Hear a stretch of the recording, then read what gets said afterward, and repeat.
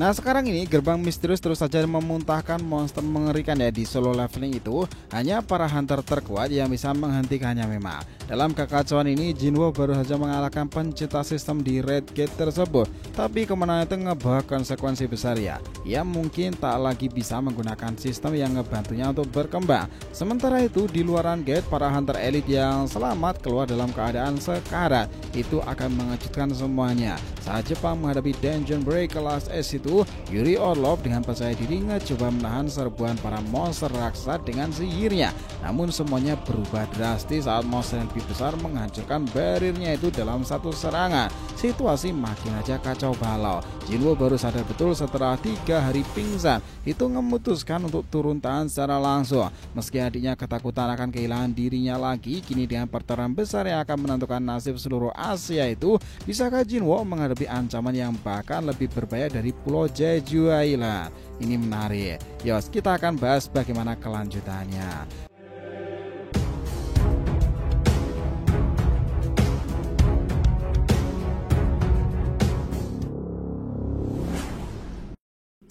Oh ya, biar terus bisa berinteraksi dengan kalian ya, subscribe dan bantu ramein video ini ya nakama.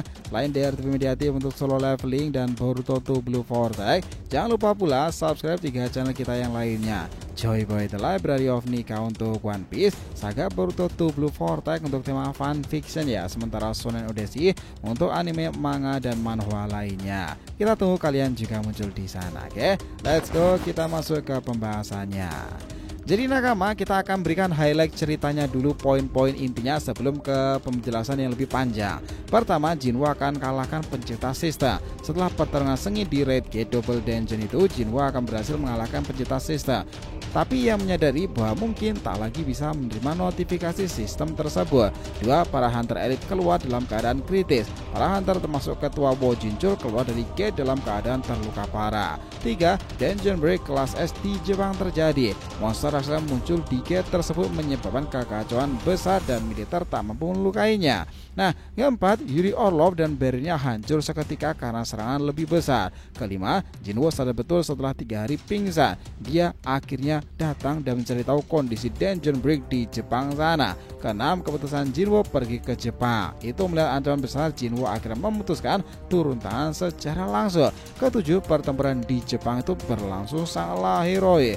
Monster raksasa menghancurkan kota, para hunter militer berjuang mati-matian di sana. Kekuatan besar dibutuhkan. Dan kedelapan, Jinwo tiba di medan pertempuran. Kekuatan bayangnya Shadow Monarch tersebut datang tepat waktu.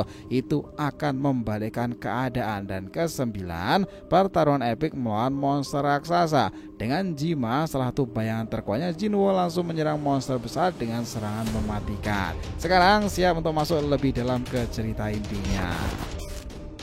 Jadi tuh gini, cerita berlanjut dalam diperlihatkan Jinwo yang sudah berhasil mengalahkan pencipta sistem di Red Gate Double Dungeon. Di sini para hunter di luaran yang terlihat agak khawatir karena para hunter termasuk ketua Wo Jinchul belum juga keluar selama 1 jam. Saat mereka masuk dalam gate tersebut ya, setelah mereka menunggu beberapa detik, tiba-tiba mereka sudah keluar dalam keadaan terluka hingga lemas. Para hunter rank E yang melihat mereka terluka parah itu tentu dong merasa semua dikejutkan. Kemudian berkata di dalam benaknya, apa-apaan ini dengan penampilan para hunter elite itu yang sebenarnya terjadi dalam gate tersebut. Hingga di momen itulah ketua Wo Jinchul menyuruh mereka untuk ngebantu memindahkan mayat-mayat hunter yang sudah terbunuh. Di dalam tersebut nih, mereka yang mendengar itu sontak mereka kembali dikejutkan lagi. Saat si Jinwo yang terlihat sangat sedih, ia pun menyesali perbuatannya terhadap pencipta sistem karena semenjak kehancurannya ia mungkin tak bisa mendapatkan notifikasi lagi sistem tersebut.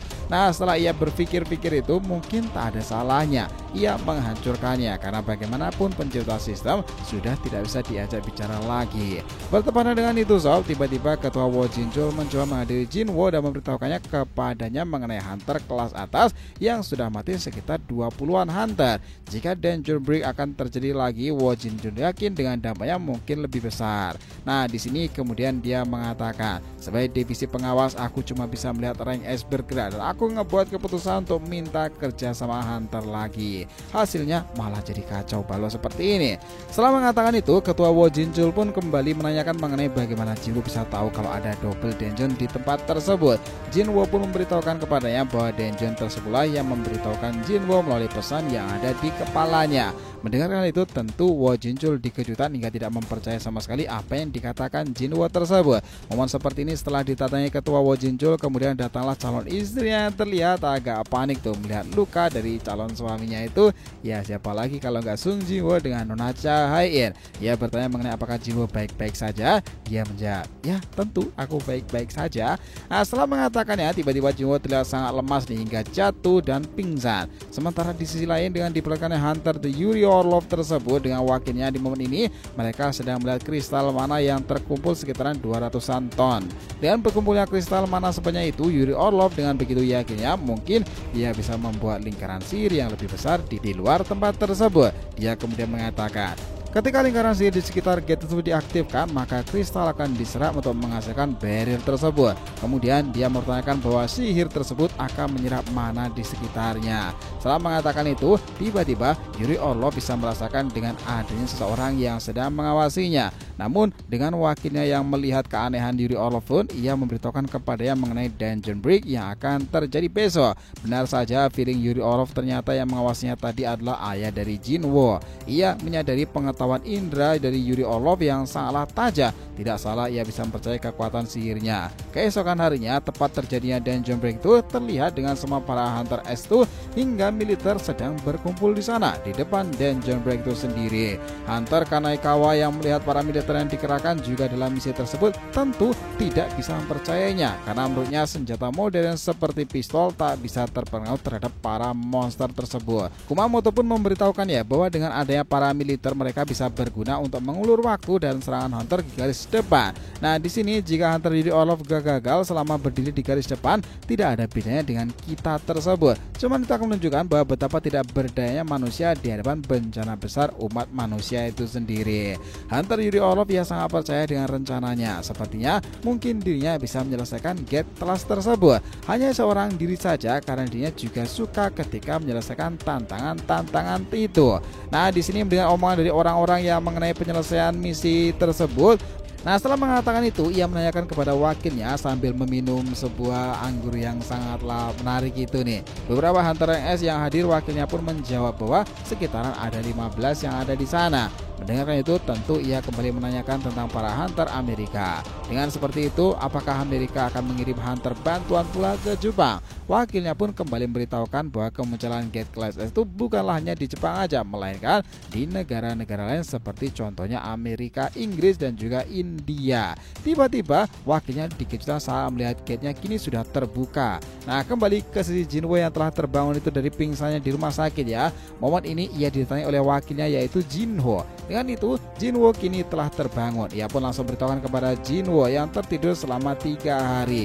Sontak mendengarkan itu, Jinwo pun tentu dikejutkan ya. Setelah ia menyadari bahwa belakang ini ia tidak pernah tidur, ia pun mencoba untuk memakluminya. Kejadian yang arsitek perlihatkan tidak bisa hilang dari pikirannya kan. Mengingat hal tersebut, tiba-tiba Jinwo kembali dikejutkan dan bertanya-tanya kepada Jinho mengenai situasi tentang Gate Class S di negara Jepang sendiri. Kita melihat bagaimana kembali area itu di negara Jepang. Momen ini terlihat dengan para hunter hingga militer yang sangat terkejut dan panik pula ketika mereka para monster yang berukuran seperti raksasa sudah keluar dari dalam gate. Dan jelas berbeda ya dengan hunter Yuri Orlov yang menganggap monster itu bukanlah masalah besar baginya. Setelah itu, ia langsung menggunakan sihir kekuatan yang berupa menyerap semua kristal-kristal mana yang membuat sebuah barir mengelilingi gate tersebut hingga membentuk sebuah lingkaran besar untuk jelas menutupi gate itu. Dengan para monster yang terkurung dan penumpukan penutupan barir Yuri Orlov itu, sontak mereka pun langsung mencoba untuk menghancurkan barir Yuri Orlov kan, itu menggunakan sebuah senjata kapaknya. Namun dengan cukup solid nih, Yuri Orlov yang melihat barirnya tidak bisa dihancurkan, ia pun dengan sombongnya berkata, "Apa kalian tahu apa kalian mampu menghancurkan barirku ini?" Tiba-tiba salah satu monster yang berukuran lebih besar seketika langsung datang hingga melemparkan monster tadi yang mencoba menghancurkan barirnya. Yuri Orlov saat melihat momen itu tentu sangat dikejutkan. Setelah itu dengan mudahnya monster tersebut lalu memukul dan berhasil menghancurkan barir Yuri Orlov hanya dengan 1 kali tebasan aja loh. Itu mengejutkan. Di sini dengan diperlihatkan ayah dari Jinho yang sedang menanyakan kepada wakilnya mengenai beberapa jam dirinya tertidur itu. Jelas mendengarkan itu, wakilnya pun memberitahukan bahwa bahwa ia sudah tertidur selama 23 jam. Dan jika ayah Jinho tidak terbangun selama 24 jam, ia berniat akan ngebawanya ke rumah sakit. Setelah mengatakan itu, ia langsung memberikan ayah Jinho sebuah koran itu nih, kembali memberitahukan bahwa ada seorang yang terbangun dari tidur abadi dengan ayah Jinho. Yang mendengar itu, tentu ia pun langsung dikejutkan hingga langsung mencoba melihat koran tersebut yang kala itu diberikan oleh sang wakilnya. Setelah melihat koran itu dengan adanya sebuah foto seorang, ia pun sudah mengetahui bahwa orang tersebut adalah ibu dari Sung Jinwo. Kemudian ayah Jinho itu kembali bertanya dengan apa yang akan dilakukan selanjutnya. Nah, dia kembali penasaran di sana. Namun setelah itu panel langsung menampilkan lagi ya ke sisi Yuri Orlov. Setelah monster itu berhasil menghancurkan barriernya, ia pun seketika langsung memakannya secara sadis itu.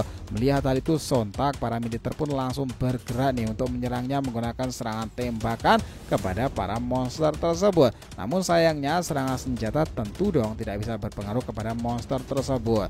Yang para hunter yang melihat serangan yang tidak berguna itu dari para militer, mereka pun langsung bertindak menyerang monster tersebut. Di situ Kanai dan juga Minoru sempat menyerangnya dengan menggunakan sebuah senjata pedang untuk melancarkan serangannya. Namun dengan sangat cepat monster itu lagi-lagi langsung mengaimkan senjata kapalnya ke arah mereka. Dengan Kanai Tawaka yang melihat kecepatan dari monster, ia tentu dikejutkan dan juga sangat tahu betul kekuatannya luar biasa. Di sini Jinwo yang sedang melihat di video rekaman itu di TV, ia pun berniat akan pergi ke sana ya untuk ngebantu mereka karena menurutnya gate tersebut sudah hampir mirip seperti di Pulau Jeju Island waktu itu. Jika tidak dihentikan, mungkin seluruh Asia akan dalam bahaya besar. Tapi di sini tiba-tiba Jinwo dikejutkan oleh adiknya Jina yang memohon kepadanya untuk tidak pergi. Dengan Jinwo yang melihat adiknya masih trauma karena kejadian waktu itu, ia memberitahukannya kepada adiknya bahwa dirinya tidak akan pergi untuk meninggalkannya. Setelah itu, Jinwo menyuruh adiknya untuk tidak terlalu mencemaskannya lagi. Kembali ke sisi peperangan besar di negeri Jepang. Momen ini terlihat dengan kameramen yang sedang merekam kejadian mengerikan tersebut nakama. Di sisi itu, salah satu kameramen yang terlihat sangat takut karena dirinya melihat monster yang menghancurkan seluruh bangunan hingga pepohonan sampai tidak ada wujudnya ya. Terlebih lagi, monster itu juga memakan manusia. Mereka merasakan keanehan terhadap salah satu monster yang ukurannya lebih besar yang sedang menjaga gate tersebut. Ia berkata dalam benaknya, mereka seperti sedang menunggu sesuatu dengan menjaga gate itu. Entah apa yang mereka tunggu sekarang ini. Aku tidak merasa monster raksasa itu hidup, tetapi itu terasa seperti mesin yang sudah dirancang oleh sistem. Mereka juga mengatakan bahwa raksasa yang berhasil dibunuh oleh para hunter cuma 2 monster saja dari 30-an monster yang ada. Kejadian itu jelas telah dilakukan selama 2 hari semenjak munculnya Dungeon Break di sini. Dengan diperlihatkan Jinho yang sangat terkejut setelah mendengarkan perkataan dari Jinwo mengenai Jinwo yang akan pergi ke negeri Jepang tersebut untuk ngebantu mereka ya. Jinho memberitahukan bahwa skala kali ini berbeda loh dengan Pulau Jeju Island. Bahkan ukuran monster yang ada di Jepang lebih besar dari yang pernah mereka temui. Nah, Jinho yang mendengarkan perkataan itu dari Jinho, ia pun kembali memberitahukan kepada Jinho mengenai raid tersebut. Jika raid itu berhasil oleh mereka, maka guild Ajinnya itu mungkin akan tersebar dengan lebih luas lagi. Jelas mendengarkan itu, sontak Jinho pun dibuat terkesan. Setelah itu, ia memikirkannya dan ia pun langsung setuju dengan pemikiran dari Jinho. Akan tetapi, Jinho meminta kepada Jinho untuk ikut karena dirinya belum pernah masuk sama sekali ke sebuah koran. Dan satu-satunya cara untuk ia masuk adalah hanya dengan membanggakan Jinho. Oleh karena itulah niat Jinho yang selalu ingin berada di samping Jinho itu, dan seperti itu ia akhirnya meyakinkan Jinho untuk ngebawanya ke sana.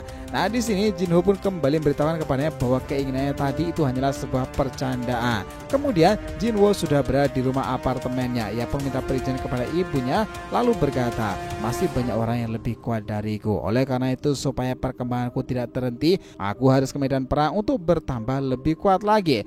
Dengan ibunya yang mendengarkan hal tersebut dari anaknya, ia pun langsung berkata, ya kau ini sama seperti ayahmu. Keesokan harinya, Jinho mendapatkan perizinan dari ibunya. Ia langsung memberitahukan kepada semua orang dengan tujuan yang akan membantu para hunter Jepang sana untuk menyelesaikan Dungeon Break itu ya di negeri Sakura tersebut. Keesokan harinya, Jinho pun langsung berangkat dan ditemani wakilnya yaitu Jinho tadi kembali ke sisi negeri Jepang nakama. Itu diperlihatkan para militer di momen itu mereka di didatangi oleh seorang kakek dan nenek yang ingin mengikuti mereka tempat persembunyian lebih aman. Namun momen itu militer tersebut memberitahukan kepadanya bahwa tempat itu tidak cukup untuk 3 korban, sampai 4 korban saja. Mendengar itu sontak kakek tersebut kembali memberitahukan bahwa ada 10 korban yang terluka di sana hingga tidak bisa bergerak.